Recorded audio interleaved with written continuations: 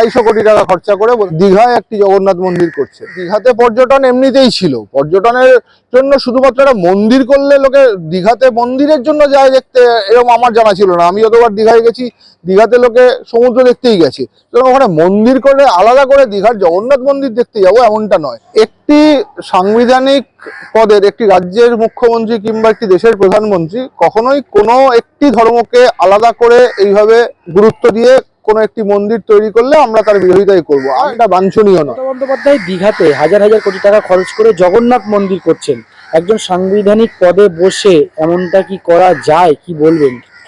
দেখুন, যদি মমতা ব্যানার্জি এই কাজটা, আমি যা শুনেছি, যেটুকু যা দেখেছি, তাতে সরকারি পয়সাতেই মমতা ব্যানার্জি এই 250 কোটি টাকা খরচা করে দীঘায় একটি জগন্নাথ মন্দির করছে। এবার ঘটনাটা হচ্ছে যে উনি কি কারণে করেছেন উনি বলতে পারবেন, কিন্তু একটি সরকারের তরফ থেকে কোনো একটি ধর্মের জন্য এইটা করাটা, কোনো একটি কাজ করা, এটা বাঞ্ছনীয় নয়। যদি আমি 2024-এর রাম মন্দিরের উদ্বোধনে নরেন্দ্র মোদীর যাওয়াটার সমালোচনা করি, তাহলে এইটারও সমালোচনা করাটা জরুরি। কিন্তু রাম মন্দির হয়েছিল মূলত বাবরি মসজিদের জায়গায় বলে একটা বিতর্ক ছিল সুপ্রিম কোর্টের নির্দেশে, কিন্তু মমতা বন্দ্যোপাধ্যায় তো একটা পরিষ্কার জমিতে তিনি মন্দির করছেন পর্যটন টানার জন্য।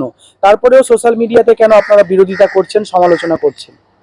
একটি সাংবিধানিক পদের একটি রাজ্যের মুখ্যমন্ত্রী কিংবা একটি দেশের প্রধানমন্ত্রী কখনোই কোনো একটি ধর্মকে আলাদা করে এইভাবে গুরুত্ব দিয়ে কোনো একটি মন্দির তৈরি করলে আমরা তার বিরোধিতাই করব। দেখুন, আমি কোনো ধর্মই হয়তো বিশ্বাস করি না, কিন্তু অন্য ধর্মকে আমি ছোট করারও প্রয়োজন বোধ করি না, কিন্তু তার মানে এটা নয় যে আমি একটি ধর্মকে পৃষ্ঠপোষকতা করব। এবার উনি যেটা করছেন তাতে হয়তো উনি 26 সালে একটা হিন্দু ভোট হয়তো উনি পাবেন, সেই হিন্দু ভোট বিজেপির ক্ষেত্রে যেটা বেরিয়ে যাওয়ার চান্স ছিল সেটুকু হয়তো উনি কনসলিডেট করার চেষ্টা করছেন, কিন্তু সেটা দিয়ে আসলে হিন্দুত্বের রাজনীতিটাকে ঠেকানো যাবে না। হিন্দুত্বের রাজনীতি ঠেকাতে গেলে আরো অনেক গভীরে গিয়ে লড়াইটা করতে হয়।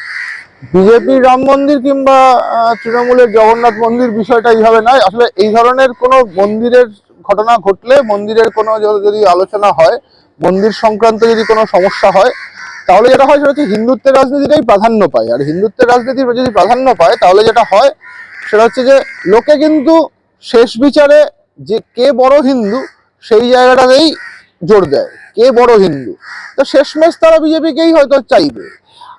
এই 2026-এ হয়তো মমতা ব্যানার্জি জিতে যাবেন, যেরকম সেরকম করে হয়তো জিতে যাবেন, কিন্তু হিন্দুত্বের রাজনীতিটা পরাজিত হবে না, এটাই আমার বক্তব্য। কিন্তু আমার বক্তব্য হচ্ছে যে একটি সাংবিধানিক পদের অত্যন্ত মাথায় থেকে আর কি এটা করা উচিত নয়। মানে কোনো ধর্মকেই এইভাবে আলাদা করে কোনো পৃষ্ঠপোষকতা করার প্রয়োজন নেই, না করলেও হয়, আলাদা থেকেও যাওয়া যায়। State should be apart.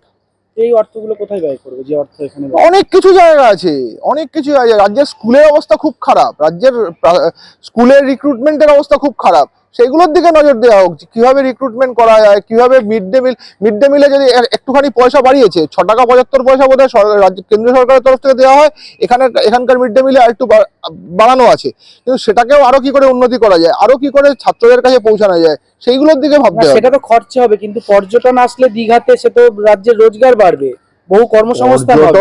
দেখুন, আপনারা তো বারবার কর্মসংস্থানের দাবি করেন। দীঘাতে কর্মসংস্থান, দীঘাতে পর্যটন এমনিতেই ছিল, পর্যটনের জন্য শুধুমাত্র একটা মন্দির করলে লোকে দীঘাতে মন্দিরের জন্য যায় দেখতে, এরকম আমার জানা ছিল না। আমি যতবার দীঘায় গেছি, দীঘাতে লোকে সমুদ্র দেখতেই গেছে, ওখানে মন্দির করে আলাদা করে দীঘার জগন্নাথ মন্দির দেখতে যাবো এমনটা নয়।